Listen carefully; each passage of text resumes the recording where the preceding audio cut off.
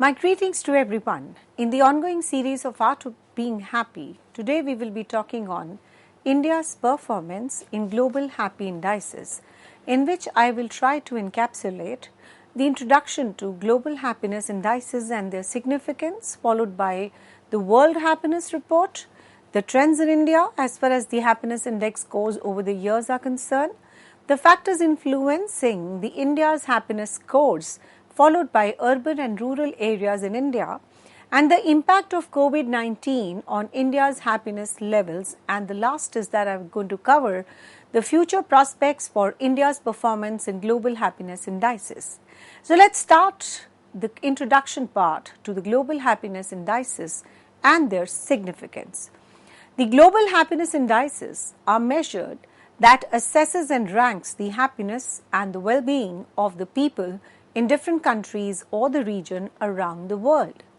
The primary goal of these indices is to gauge the overall quality of life and the well-being of population, going beyond the traditional economic indicators like GDP to consider the factors such as mental health, social support and the personal freedoms. And the data sources they are constructed using the data from the surveys, questionnaires, other sources that capture the people's self-reported levels of happiness and the life satisfaction. Now coming on to the key components. The Global Happiness Indices often incorporate several key components in their assessment, including the income, social support, life expectancy, freedom to make their own choices, trust in the government and institutions, and generosity. Now coming on to the significance of the Global Happy Indices and alternative to GDP. These indices offer an alternative to the traditional economic measures like gross domestic product by considering the factors that contribute to the overall well-being and giving a more holistic picture of a nation's prosperity. Now coming on to policy insights, the government and the policy makers can use these indices to gain the insights into the factors that contribute to the happiness and the well-being in their own countries, and their information can actually guide the development of the policies aimed at improving the citizens' quality of life. Now the international comparisons. The Global Happiness Indices allow for the comparisons between the countries, enabling the researchers and the policy makers to identify the best practices and the areas for improvement across the nations. So we can say that Global Happiness Indices offer a comprehensive perspective on the well-being of the nations, helping the policy makers, researchers, business and individuals, and they understand the factors contributing to happiness and take the actions to improve the quality of life for the people worldwide. The World Happiness Report and Overview. The World Satisfaction Report is a comprehensive annual publication that ranks nations based on their self-reported well-being and satisfaction levels of their citizens. The World Happiness Report is a United Nations initiative introduced in 2012. It evaluates the happiness and the well-being of individuals in virtually every country on the earth. Now the primary purpose if you talk about of the report is to provide the policy makers with valuable insights into the factors that contribute to happiness and the well-being, helping them make the definite informed choices to improve the quality of life for their citizens. Now the report uses a combination of the survey data, the life evaluation and the expert analysis to measure the happiness and the well-being. Now it often relies on the self-reported data from the citizens to gauge their own happiness levels. The happiness rankings. Now one of the most notable aspects of the report is the ranking of the countries based on their levels of happiness. The countries are scored and ranked according to their factors like income, social support, life expectancy, freedom, trust and generosity. Now coming on to the regional variations. The report often discusses the regional variations in happiness levels, shedding the light on the differences in the well-being between the countries and the regions. So let us take one case studies. The report often includes the case studies of the countries that have made a significant improvement in their happiness scores. Now, these case studies can serve as examples of other nations seeking to advance the well-being of their populations. Coming on to the global trends. It identifies the global trends in the happiness and the well-being, such as changes in the happiness levels over time and the impact of the events like economic crisis or the natural disasters on the people's well-being. Coming on to periodic updates. As an annual publication, the World Happiness Reports provides updated insights and the rankings each year, making it a valuable tool for tracking the changes in happiness levels and the effectiveness of the policy interventions. Now coming on to the trends in India, happiness index scores over the years. Historically low rankings. India's rankings in the World Happiness Report have typically been relatively low compared to many other countries. It's important to note that the rankings can change from year to year based on the various aspects. Coming on to the fluctuations in the rankings. India's position in the happiness index has shown fluctuations over the years. What does it reflect? It reflects the changes in the economic, social and political factors. The country has not been consistently ranked at the top or the bottom. Let us explore these factors which influence the scores. The first is economic growth. India's rapid economic growth in 2000s and 2010s was expected to have a positive impact on the happiness scores. However, this impact varied among the different segments of the population due to income inequality. Now coming on to the social support. India's strong family and community ties have historically contributed positively to happiness scores. The social support systems play a very crucial role in the well-being, the healthcare and life expectancy. Now, improvements in the healthcare and increases in the life expectancy have had a very positive impact on the well-being. However, the disparities in the healthcare, excess between urban and the rural areas, it persists. The second is your corruption. The corruption levels in India have been a concern and negatively impact the trust in the institutions and subsequently the happiness levels. So that means the relationship of happiness and the corruption is inversely related to each other. Now coming on to a very interesting topic on happiness in urban and the rural areas in India. Happiness can actually vary significantly between the urban and the rural areas in India due to the differences in the living conditions and the access to resources and the lifestyle. The first is urban areas. The urban areas generally have a better educational facilities and a higher literacy rates, which can lead to a greater opportunities for the personal and the professional growth. The employment opportunities.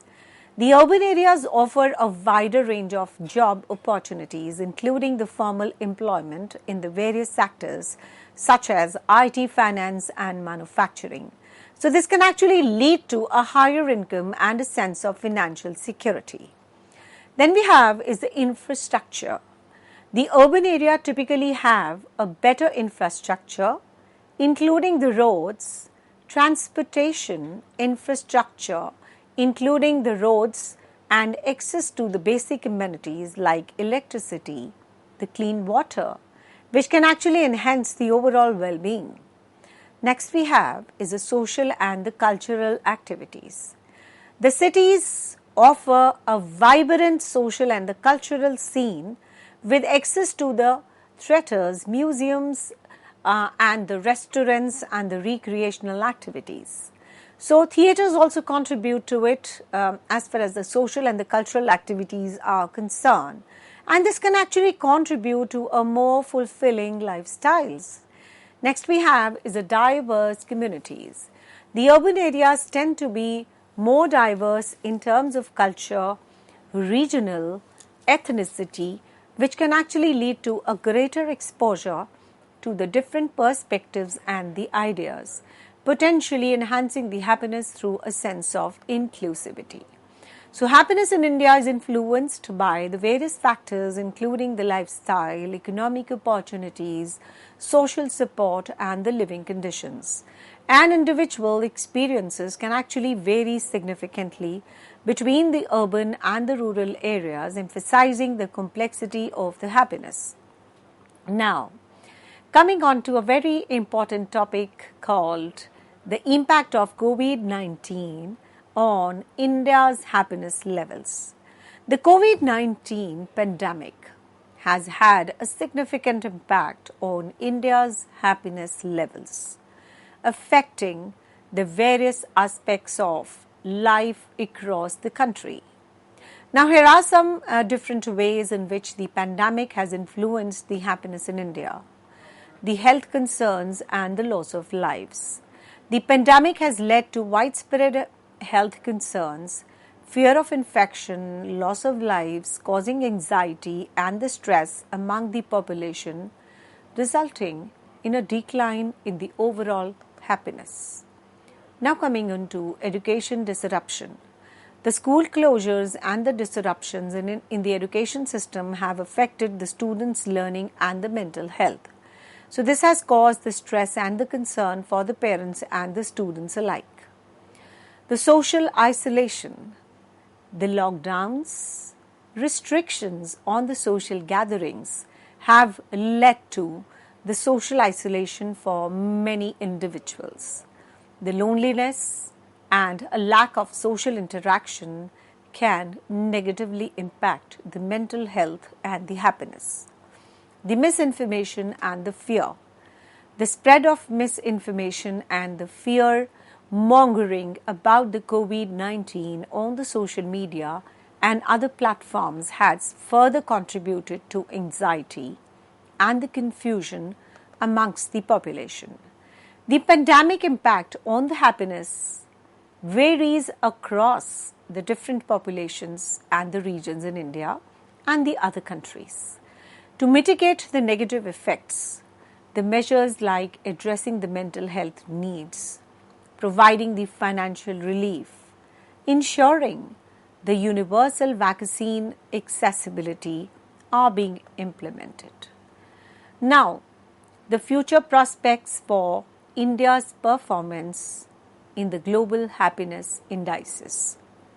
Now, predicting the India's future performance in the Global Happiness Indices is challenging and depends on the numerous factors. However, we can make some educated assessment based on an ongoing trends and the potential areas of improvement or the challenges. So, there are some factors that could influence India's future prospects in the Global Happiness Indices, out of which the first is the social development. The investments in education, healthcare, and the social safety nets can contribute to better well-being and happiness substantially. The continued efforts to enhance the social development indicators may result in improved happiness.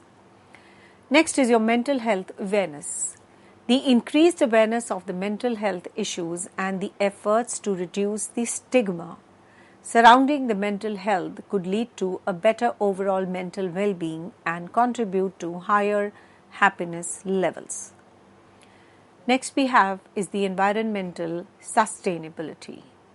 Addressing the environmental challenges and reducing the population can improve the quality of life and the happiness, particularly in the urban areas. Next we have is a gender equality.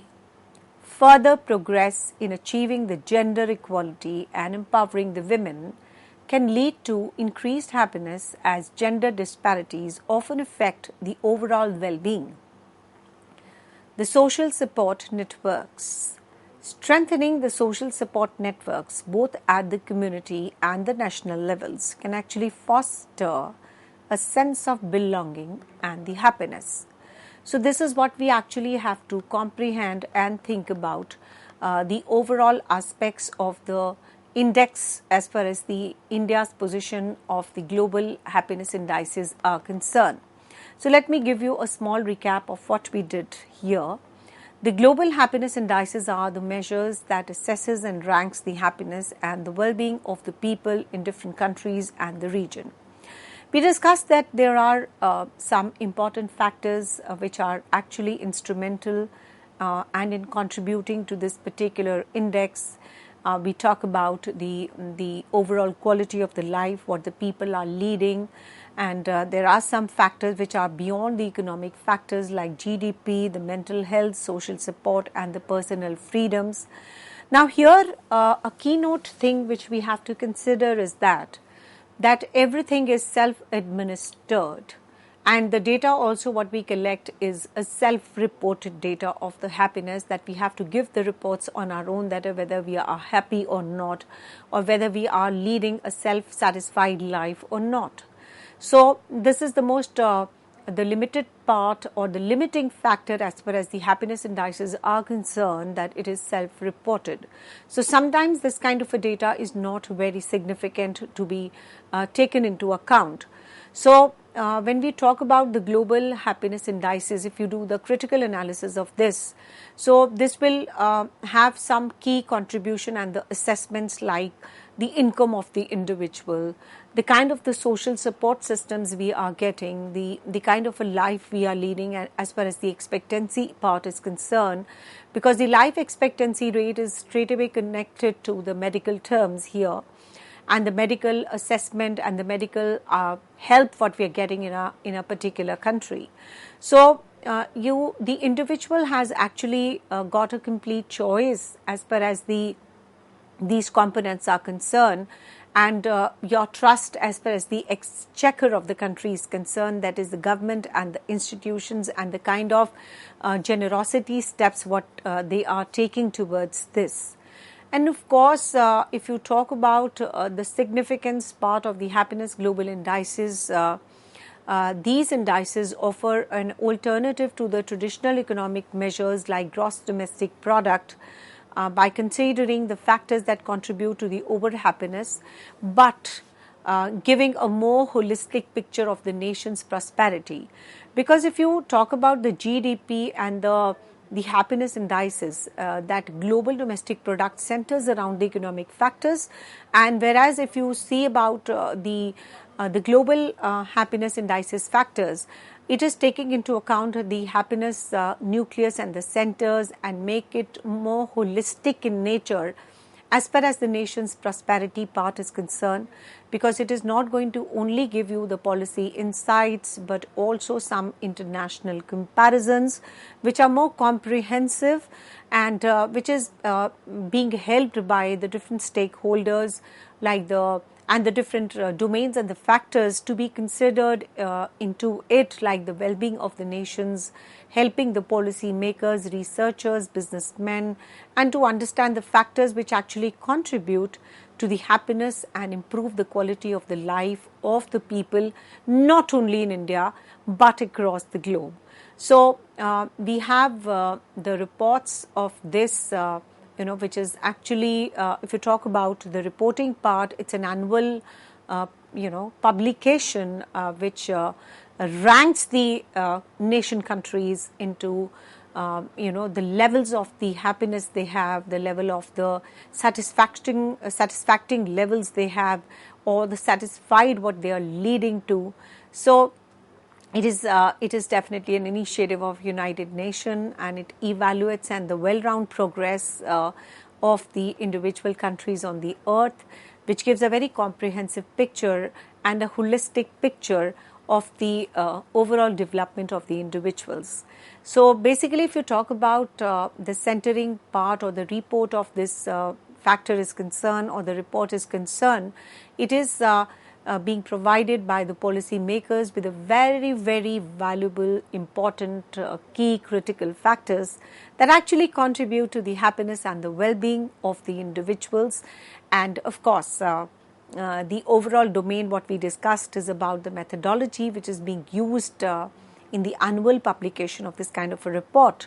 It is basically driven by a real-time survey, and once the data relating to the survey is collected, it is being evaluated, and the data is being analyzed in the detail, and which is actually measuring the happiness and the well-being of the individuals, which is self-reported.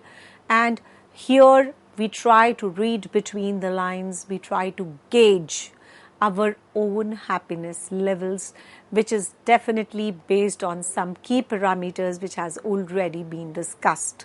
So the first and the foremost thing is that there has to be a trust factor which should be present in the citizens and the country, because that is how they judge primarily the factors like the if the kind of a social support which is being provided by the country, it is going to increase the expectancy life of the citizens of that country, the kind of freedom they are getting, free from violence, and the expression they have, and of course the trust and the generosity which is being offered by the nation. All these factors are actually directed towards giving the citizens a very good life. So let me tell you here one key thing, that we cannot have the data at the same level of the same states at the same point of time. The data which is being reported, discussed and analyzed, it sheds light on a significant differences between the levels and the differences of the well-being they have between the countries and between the regions. They actually, there are substantial differences between all these things and the aspects.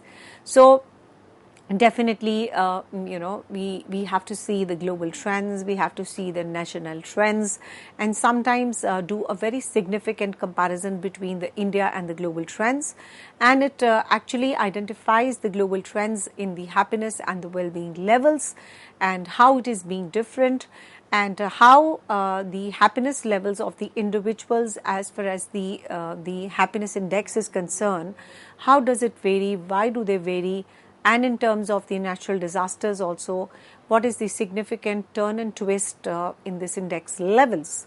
So sometimes the annual publication also gives some interim periodic updates in order to change the insights and the ranking of each country, which is definitely going to be very valuable tool in tracking the happiness levels and the effectiveness of the policy interventions which the country makes from here and there.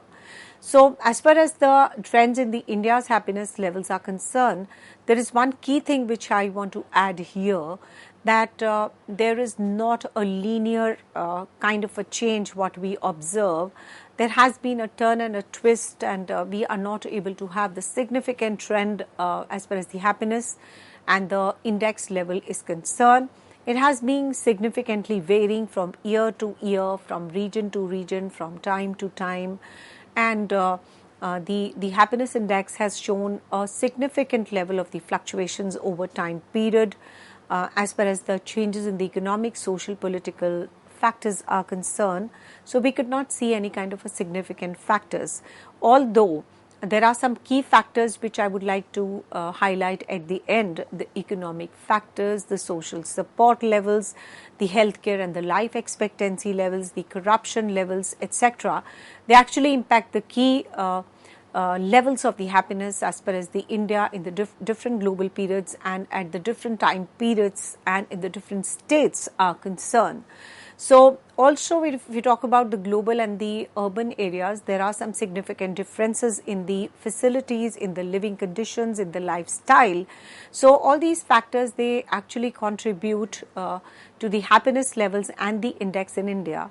So finally we can say the happiness in India is influenced by the factors like lifestyle, economic opportunities, social support and the living conditions, and the individual experiences what can have they are significantly different, which emphasize the complexity of the happiness. Thank you so much.